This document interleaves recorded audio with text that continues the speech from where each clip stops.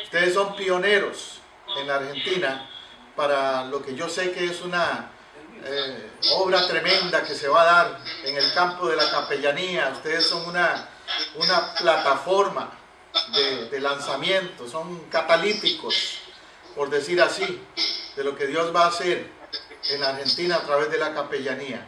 Yo me gozo mucho por eso. Bueno, para los que ya entonces llevaron la primera clase, hoy vamos a tratar un tema un poco diferente, vamos a estar avanzando. Hay ciertas especialidades de la capellanía. Hay ciertas especialidades de la capellanía que vamos a estar tratando hoy. Y en cada clase le vamos a dar énfasis a alguna de esas especialidades. Hoy quiero darle énfasis a la parte de la capellanía hospitalaria. Después le daremos también tratamiento a la capellanía carcelaria, a la capellanía en centros educativos, a la capellanía en el campo militar. Como vemos, hay diferentes áreas donde tenemos que verlo, como por decir así, aparte a cada uno en cierta manera. Las bases, los principios de la capellanía se aplican a todos los campos de la capellanía, por supuesto, pero cada área de la capellanía, cada especialidad de la capellanía tiene sus bemoles, como dicen, tiene sus aspectos más específicos cuando se va a hacer el trabajo. Entonces vamos a entrar con ese entendimiento de que vamos a ir trabajando por etapas. Y quiero comenzar con esa frase, que es una frase más como de motivación, para entender por qué estamos haciéndolo. Una pregunta que usted tiene que hacerse hoy es: ¿por qué estoy aquí? ¿Qué me mueve a estar aquí? ¿Qué es lo que me impulsa a estar en esta conferencia, en este entrenamiento y a convertirme en un capellán con credenciales? Y si lo es ya, si lo ha hecho en el pasado, ¿qué le ha motivado a estar envuelto en eso? Esta frase dice: lo que hagas por ti, morirá contigo. Lo que hagas por los demás va a perdurar para siempre. Entonces, lo que quiero decir con eso es que el ministerio de capellanía se da como aquel principio bíblico que dice que todo lo que el hombre sembrare, eso también segará. Y tú estás sembrando en la vida de otros. A veces puede pasar un poco desapercibido el trabajo de un capellán. El trabajo de un capellán, como vimos en la última sesión, no es un trabajo tan popular, de estar en una plataforma, y no recibe a veces los aplausos que el mundo da o que la gente espera. Pero el Señor lo está viendo. Eso es lo importante. Dios está viendo esa labor. Dios está observando lo que tú haces. Él sí se goza y Él sabe de tu esfuerzo y Él te dará la corona. Entonces les motivo en eso a cada uno de ustedes. Hay principios bíblicos que motivan la capellanía. Claro, hablamos de la capellanía desde un punto de vista psicológico. Y ya ustedes en el manual han visto material relacionado al origen de la capellanía en cuanto al trabajo psicológico, pero bíblicamente hay fundamentos que no podemos también pasar por alto. El apóstol Pablo nos dice en Romanos nos dice que que todos tenemos diferentes dones. Nos habla de la importancia de reconocer dones. Cuando usted va a trabajar en capellanía, Dios va a usar sus dones. Lea lo que dice en Romanos 12, 6 al 8, junto conmigo. Y si tenemos diferentes dones, según la gracia que nos es dada, si alguno tiene el don de profecía, úselo conforme a la medida de fe. Yo haría una paráfrasis, digamos así, de ese pasaje y diría: si alguno tiene el don de capellanía, úselo conforme a la medida de fe. Si es de servicio ¿Y qué más ministerio de servicio que el ministerio de la capellanía? El que enseña en la enseñanza. El capellán es una persona que va a enseñar también, va a enseñar principios de fe, principios de esperanza a los que están sin esperanza. El que exhorta, el capellán muchas veces va a tener que hablar con un sentido exhortativo a los pacientes, a un interno en una prisión, a una persona que está en depresión, que está con su estima en el piso, y va a necesitar exhortarle en el sentido de animarle, de hablarle fuerte, pero para levantarle también. En animar, dice Pablo ahí, lo estoy reiterando, el ánimo es algo que va a dar con su propio testimonio y va a impartir en los que son sus pacientes o las personas a las que va a ministrar. El que hace misericordia, dice el texto, y ese es un principio fundamental en el carácter. Que no tenga un alto sentido de misericordia no va a poder ser efectivo, porque tiene que tener esa compasión, como dijimos en la última clase, de que es el motivo que Jesús le inculcó a sus discípulos. El que preside con solicitud, y un capellán tiene que tener liderazgo. Presidir implica liderazgo, y presidir implica tomar iniciativa, implica dar pasos hacia el plan de cuidado que requiere esa persona con la que va a trabajar. Recuerde que un capellán es una persona que va a trabajar muy independiente una vez que sale al campo, una vez que está en un hospital, en una cárcel, en un centro educativo. Va a tener que funcionar por sí misma, por sí mismo, tomar iniciativa, presidir, tomar liderazgo. Y dice que todo eso, dice Pablo ahí en Romanos 12, lo haga con alegría, con alegría. Les repito que este trabajo de la capellanía es un trabajo que no es a veces muy reconocido a nivel público, pero el gozo está por dentro porque tú sabes que estás haciendo lo que Dios te mandó a hacer. Vos sabés que Dios te ha llamado a ese ministerio y vos entendés que el pago y el gozo y la alegría, la satisfacción vienen de Dios. Y no hay más alegría que como capellanes ver el cambio en la vida de las personas.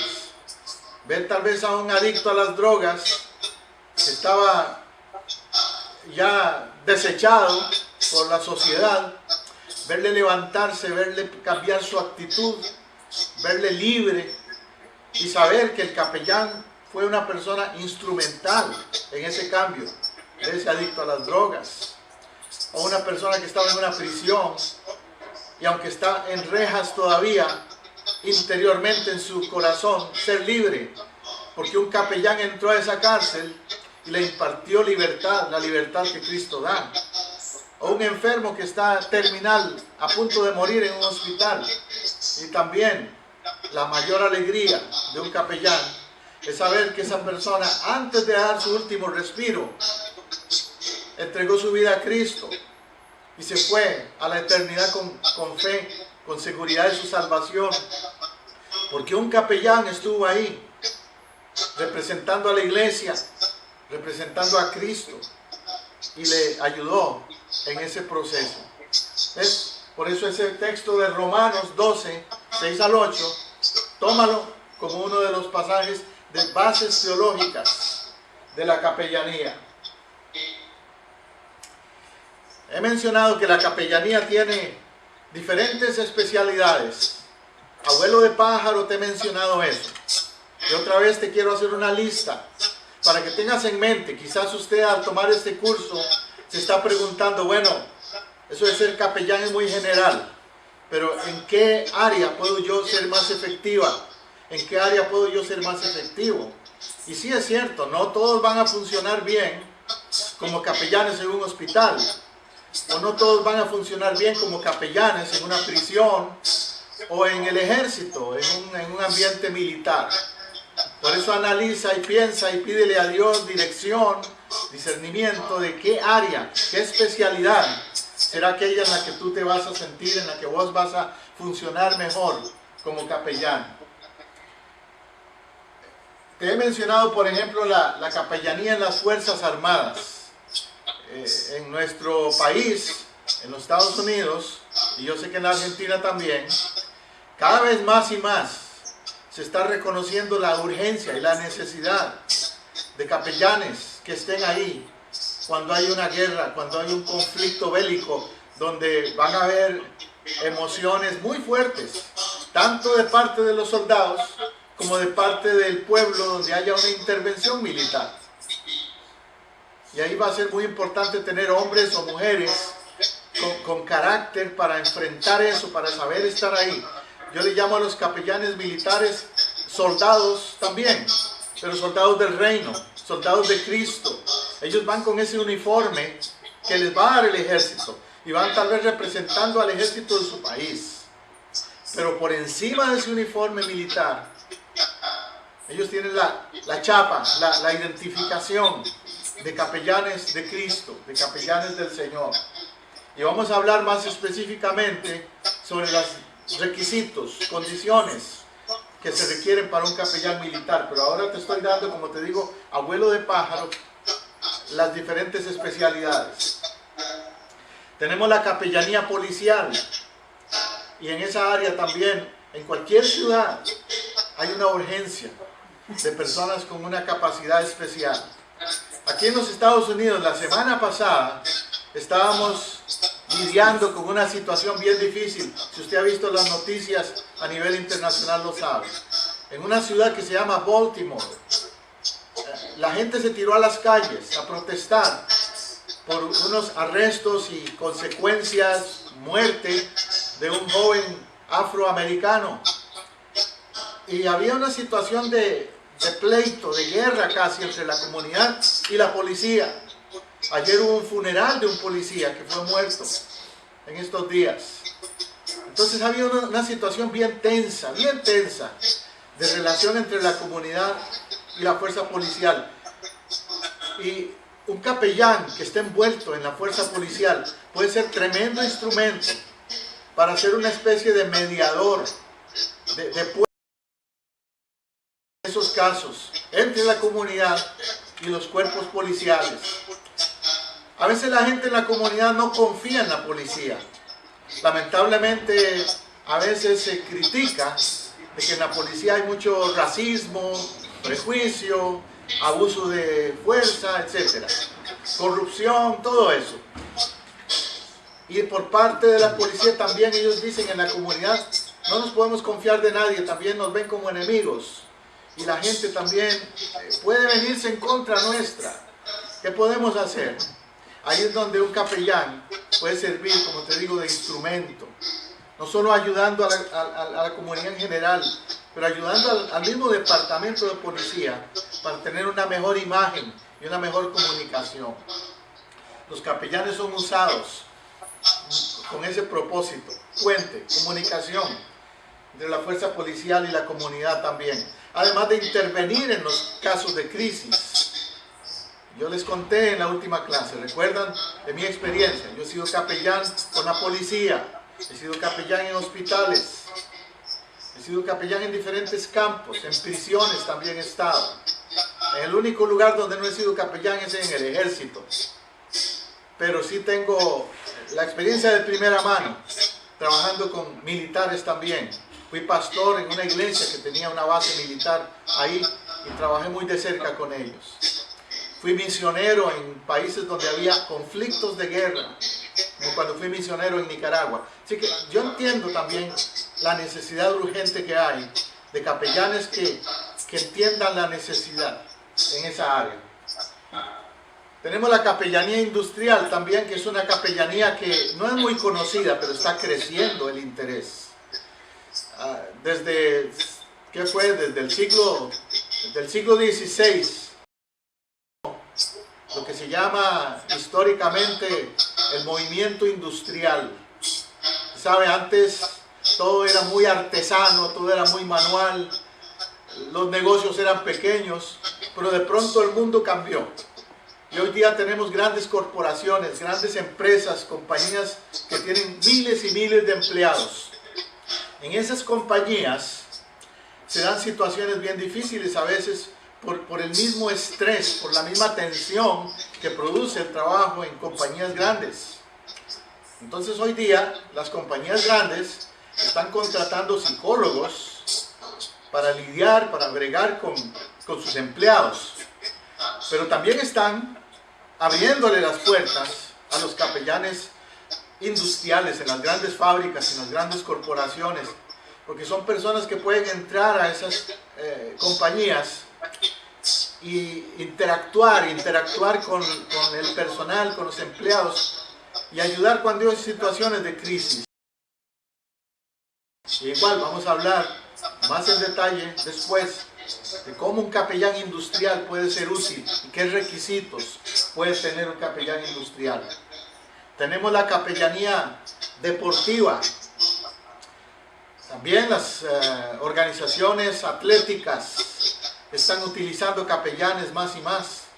Los equipos profesionales de fútbol, de baloncesto, los equipos profesionales en diferentes ramas deportivas están reconociendo que los atletas sufren también crisis, sufren emociones muy fuertes y que la única manera en que ellos puedan superar esas situaciones sería también con la ayuda espiritual y no solamente psicológica, también la ayuda espiritual que un capellán puede darles.